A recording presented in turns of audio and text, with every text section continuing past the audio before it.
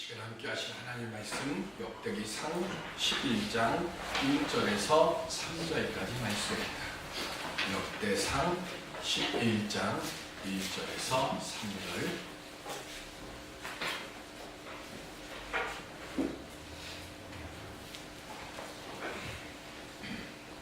온 이스라엘이 헤브론에 모여 다윗을 보고 이르되 우리는 왕에 가까운 혈족이니이다. 사무엘이 사울이 왕이 되었을 때에도 이스라엘을 거느리고 주직하게 한 자가 왕이시었고 왕의 하나님 여호와께서 왕에게 말씀하시기를 내가 내 백성 이스라엘의 목자가 되며 내 백성 이스라엘의 주권자가 되라 하시나이다. 이에 이스라엘의 모든 장로가 헤브론에 있는 왕에게로 나아가니 헤브론에서 다윗이 그들과 여호와 앞에 언약을 맺음에 그들이 다윗에게 기름을 부어 이스라엘의 왕으로 삼으니 여호와께서 사무엘을 통하여 전하신 말씀대로 되었더라. 아멘. 인사하시죠. 말씀 안에 능력이 있습니다. 좋은 일이 일어날 것입니다.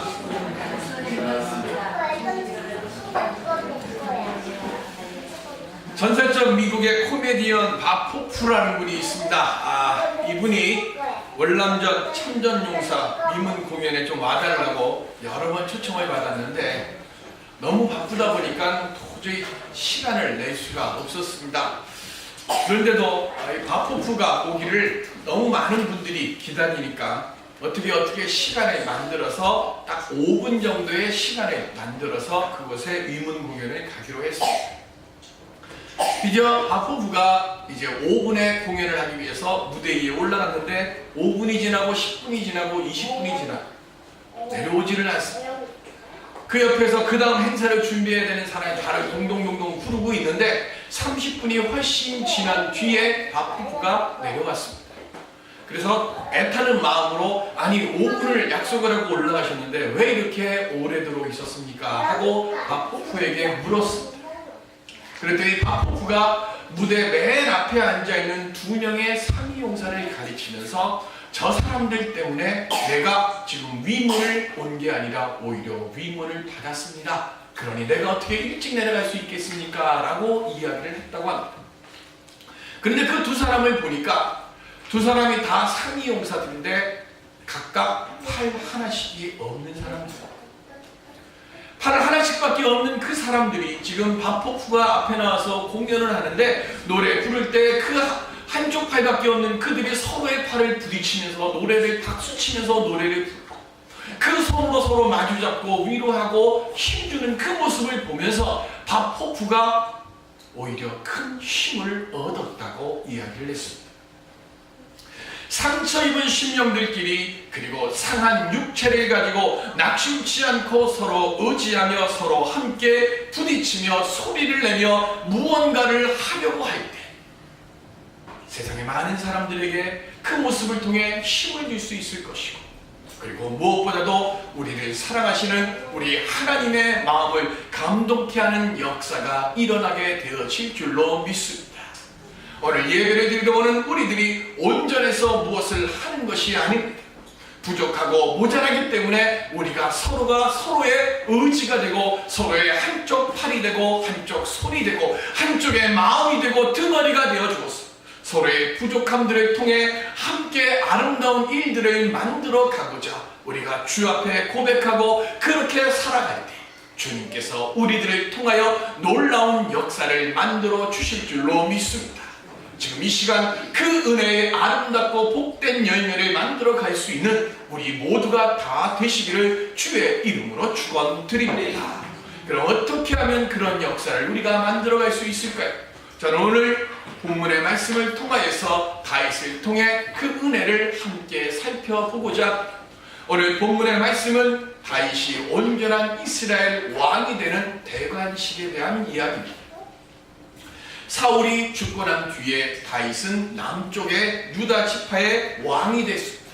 그리고 사울의 아들인 이스보셋은 아브넬과 함께 북쪽으로 올라가서 그곳의 왕이 되었습니다.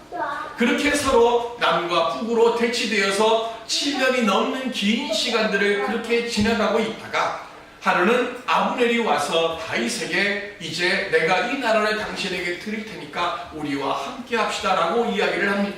다윗은 기쁜 마음으로 허락을 했지만 그러나 그 아브넬은 고국으로 돌아가는 중에 요압에 의해서 죽임을 당합니다. 그리고 허수아비 왕 이스보셋은 다른 신하들에 의해서 죽임을 당합니다. 그렇게 죽임을 당하고 난 뒤에 지금 북쪽 쪽에 있는 그들의 신하들이 다윗에게 찾아와서 우리의 왕이 되어달라고 요구를 하고 있습니다.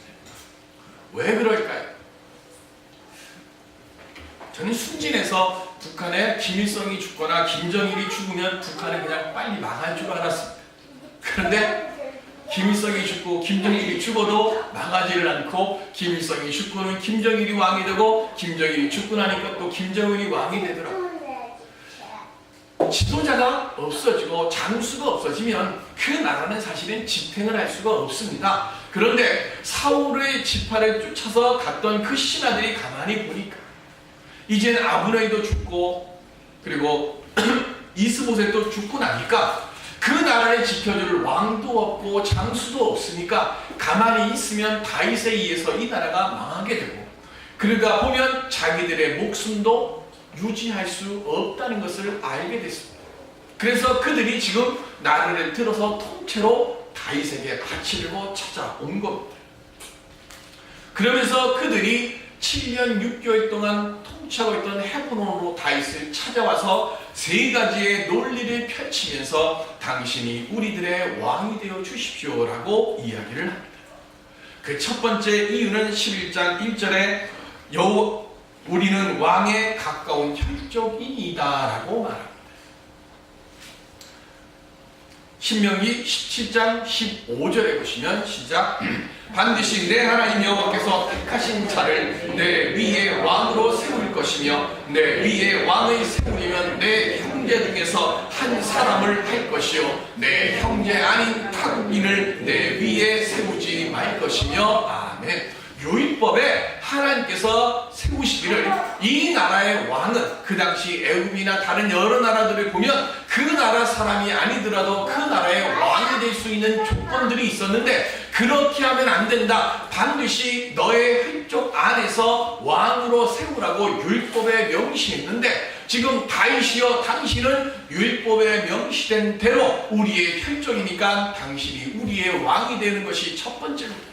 그리고 두 번째 조건을 말합니다. 두 번째 조건은 지금 2절 보면 전에 곧 사울이 왕이 되었을 때도 이스라엘을 거느리고 출입하게 한 자가 왕이시었고 그랬습니다.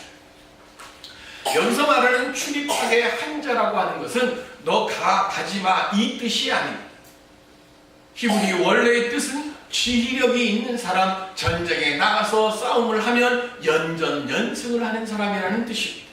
그러니까 사울이 왕으로 있음에도 불구하고 당신은 그 왕보다 지도력도 있었고 그리고 당신이 전쟁터에 나가면 승리를 거두었던 그런 훌륭한 분이니까 당신이 우리의 왕이 되는 것이 맞습니다 라고 지금 요구하는 겁니다.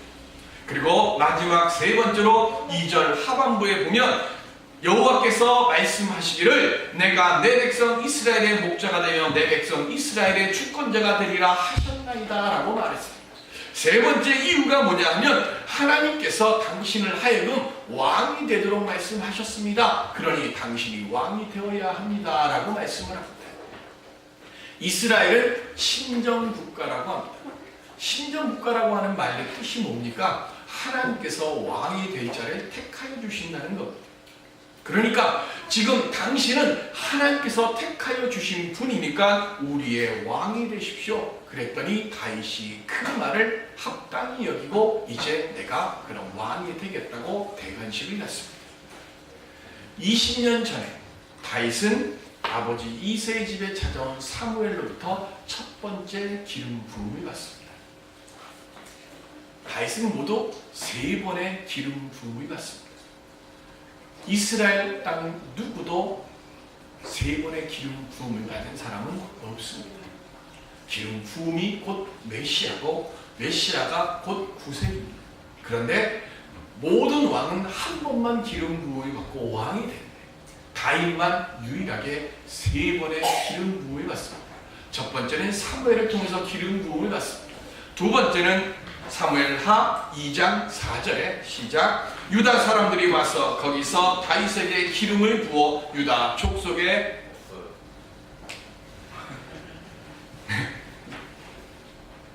저 전도사님 사모님이 지금 수술하시고 오늘 퇴원을 하세요. 그래서 아마 조금 지난주도 그렇고 약간 좀 지금 아쉽네요. 예. 그냥 제가 하겠습니다. 2장 4절. 유다 사람들이 와서 거기서 다윗에게 기름을 부어 유다 족속의 왕으로 삼았더라 되어 있습니다. 지금 남쪽에 다윗이 왕이 되면서 유다 족속들이 찾아와서 당신이 우리의 왕이 되어 주십시오 라고 지금 하면서 또 거기서 기름 부음이 왔습니다. 그리고 세 번째, 오늘 지금 본문에서 진정한 통일 왕국의 왕이 되는 기름 부음을 받습니다. 그리고 난 뒤에 3절 맨 마지막에 이렇게 말씀하고 있습니다. 사무엘 여호와께서 사무엘을 통하여 전하신 말씀대로 되었더라. 하나님의 사람의 말씀, 하나님께서 반드시 응답해 주십니다. 하나님의 사람의 말씀대로 하나님께서 채워주시고, 그렇게 하나님의 말씀을 들은 자에게, 선포받은 자에게 하나님께서 이끌어가 주시는 줄을 믿으시기를 바랍니다. 다윗은 양치는 목동으로 있었습니다. 아무 준비도 안 되고 있었는데 어느 날 갑자기 사무엘이 찾아오더니 아들들 다 오라고 합니다. 나는 전혀 아니라고 생각을 하고 아버지도 쟤는 아니야라고 생각하고 부르지도 않았던 그 아들 다윗. 갑자기 그냥 약물이 틈에 있다가 하나님으로부터 택함을 받아서 와서 기름 부음 받고 네가 왕이 될 거야 라고 그렇게 축복을 받습니다. 처음에 그렇게 기름 부음 받은 뒤에 우리가 아는 것처럼 골리앗을 쓰러뜨리고, 그리고 왕의 사이가 되고 나가는 전쟁마다 연전연승을 합니다. 백성들로부터 칭찬을 듣고 칭송을 듣습니다. 정말로 출세가도를 끝하며 그 추락음이 없는 그런 출세가도를 막 달리는 그 순간 다윗을 칭찬하는 소리를 듣고 시샘을 느꼈던 사울이 그 다윗을 자기 사이를 죽이고자 합니다. 갑자기 한순간 추락하는 것에는 날개가 없다고 갑자기 최고의 영웅에서 이제는 최고의 죽임을 당해야 될 일본 사람이 되고 맙니다. 이것저것으로 10년이 넘는 세월 동안 도망자의 삶을 살다가 자기 고향 땅, 자기 나라에서는 도저히 살 길이 없어서 자기가 죽였던 장수 그 골리앗의 나라인 블레셋으로 자기가 수도 없이 많은 사람들을 죽였던 그 땅으로 도망을 가고, 그리고 그곳에서 자기의 목숨이 위태함의 일을 당하게 되어지니까 미친 사람의 흉내를 내면서까지 그곳에서 그 목숨을 부지해가는 다윗. 이런 길고 긴 고난의 시간을 지나면서 다윗은 마음속에 얼마나 많은 번민과 고통 속에 사무치는 시간을 지냈을까요? 그 고통과 그 아픔을 가장 잘 그린 시가 시편의 7편의 고난의 시, 고통의 시가 있습니다. 그 중에 최고의 고난의 시라고 꼽는 시가 시편 22편입니다. 시편 22편에 다윗은 이렇게 고백하고 있습니다. 내 하나님이여, 내 하나님이여, 어찌하여 나를 버리셨나이까? 어찌 나를 멀리하고 돕지 아니하시오며 내 신음소리를 듣지 아니하시나이까? 내 하나님이여, 내가 낮에도 부르짖고 밤에도 잠잠하지 아니하오나 응답하지 아니하시나이다. 아멘. 누구보다 신실했고 밤낮 없이 주만 의지하며 살아갔던 다윗. 그런데 그 신실함 때문에, 그 믿음 때문에 지금 세상의 힘 앞에서 쉬고 잠시 머무를 것도 찾지 못하는 처량한 신세가 되고 맙니다. 이런 고난의 시간이 계속 지나가면서 다윗은 우울증에 걸리게 됩니다. 엘리야도 마찬가지입니다. 850대 1의 갈멜산에서 영적 전투를 거두고 난 뒤에 거기서 승리를 하고 이제는 영적 부흥이 이 땅에 일어나게 될 것이라고 그렇게 생각했던 엘리야에게 오늘이 지나기 전에 네가 내일도 살아있다고 하면 내가 죽을 것이다 라고 하며 내가 반드시 너를 죽이겠다고 하는 이세벨의 그 이야기를 듣고 낙심합니다. 그래서 엘리야도 우울증에 걸렸다고 합니다. 예레미야도 그렇습니다. 예수님도 3번이나 하나님께 이 자를 내게서 거둬가 주시옵소서 기도했고요. 사도 바울도 죽을 것 같은 그런 처절한 기도를 하나님께 3번이나 드리며 하나님 이 가시를 내게서 멀리하여 주옵소서라고 기도하지만 그때마다 하나님은 내 은혜가 내게 족하다는 말씀만 하셨습니다. 믿음의 위인들은 믿음으로 모든 걸 견디고 하나님의 도우심으로 평탄의 길만 걸어가는 것이 아닙니다. 삶의 소망을 잃어버릴 만큼 낙심하고 그리고 위기로부터 벗어날 출구가 전혀 보이지 않는 그런 실패와 슬픔의 깊고 깊은 동물에서 그렇게 주저앉을 때도 많았습니다. 종교개혁자 마틴 루터는 평생을 우울증에 시달렸다고 합니다. 에이브람 링컨, 윈스턴 처칠도 우울증 때문에 너무나 힘들어했다고 합니다. 우울증을 심리학에서는 영혼의 감기라고 합니다.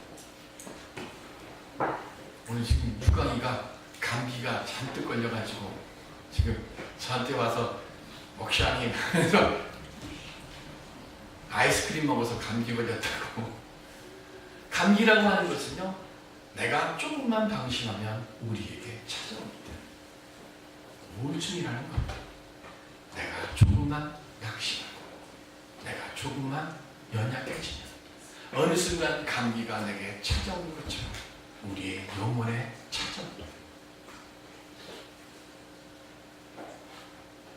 오늘 우리가 실패하고 낭만하고 슬픔의 자리에 있을 때 그때 그런 그 어려움과 위기를 어떻게 이겨갈 수 있겠습니까?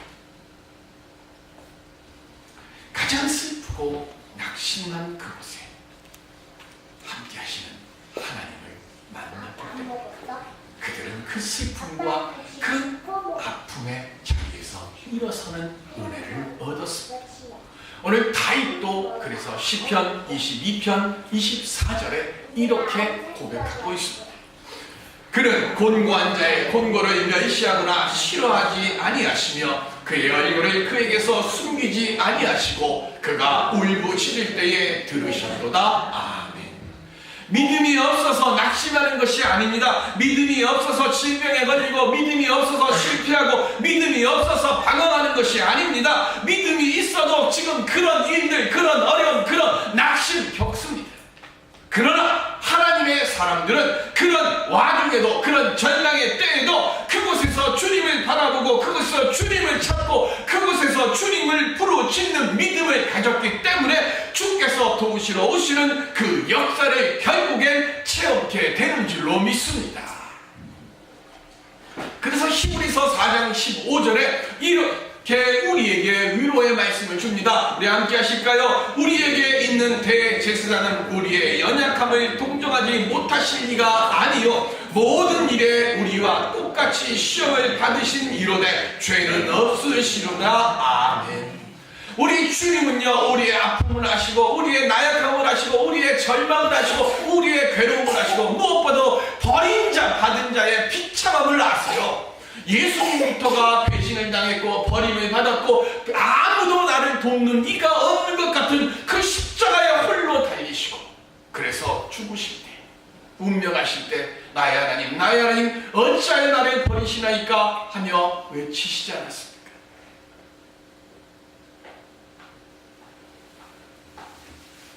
이 시간 예수 그리스도의 피값으로 사신 하나님의 자녀된 우리들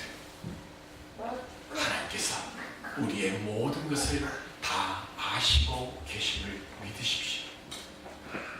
20년 전 기름 부음을 받고 그리고 그 일을 기억하시고 죽음의 골짜기를 지나는 그 순간순간마다 지켜주시고 결국엔 말씀대로 그로 하여금 온전한 통일왕국의 왕으로 다윗을 인도하여 주셨던 그 하나님께서 이 시간 예수 그리스도의 핏값으로 주의 자녀로 사신 오늘 우리들의 그 아픔과 우리의 그 절망함과 우리의 그 낙심을 우리 주님은 결코 외면하지 않으십니다.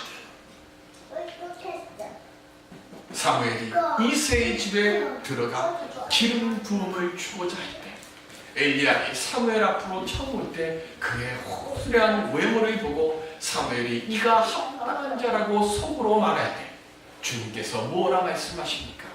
나는 외모를 가지고 사람을 취하지 않는다 그랬습니다. 외모나 키나 큰 모습으로 취하는 게 아니라 나는 중심을 본다 그랬습니다. 주님이 보시는, 우리 하나님이 보시는 그 중심이 뭡니까? 환난과 시련 앞에 육신으로 넘어질지라도 하나님을 향한 믿음을 지키며 신실함 속에서 하나님의 도우심으로 다시 일어서고자 하는 믿음과 마음을 가진 자를 우리 주님께서 택하여 주신다는 말씀입니다.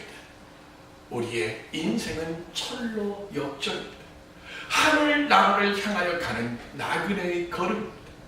그 나그네의 걸음을 옮기는 그 앞날 동안에 앞으로도 얼마나 더 많이 넘어지고 더 많이 낙심하고 더 많이 깨지고 병들어야 할지 모릅니다. 그러나 한 가지 말씀대로 이루시는 하나님께서 나와 함께 하시고 그 믿음을 다시 다지고 다시금 일어서며 다시금 온전해지는 삶을 살아가고자 우리가 일어설 때 주님께서 노뎀 나무에서 실망하고 낙심해서 주저앉아 있는 엘리야를 천사를 보내셨어요. 일어나 먹고 마시라. 네가 하나님의 산 호렙까지 가기에 네가 가다가 쓰러질까 내가 염려하노라 하며 엘리야에게 먹을 것과 마실 것을 주셨던 그 사랑의 돌보심, 우리에게 응답의 음식과 또한 축복의 음료수를 허락하여 주실 줄로 믿습니다. 이 시간 그 은혜의 사랑에 하나님의 거룩한 말씀의 양식과 축복의 감사의 음료를 먹고 말씀대로 이루는 거룩함의 역사를 이루어가는 모든 절망과 실패와 낙심과 좌절을 이겨가는 하나님의 거룩한 자녀들이 되는 우리 모두가 될 수 있기를 주의 이름으로 축원드립니다. 기도하시겠습니다.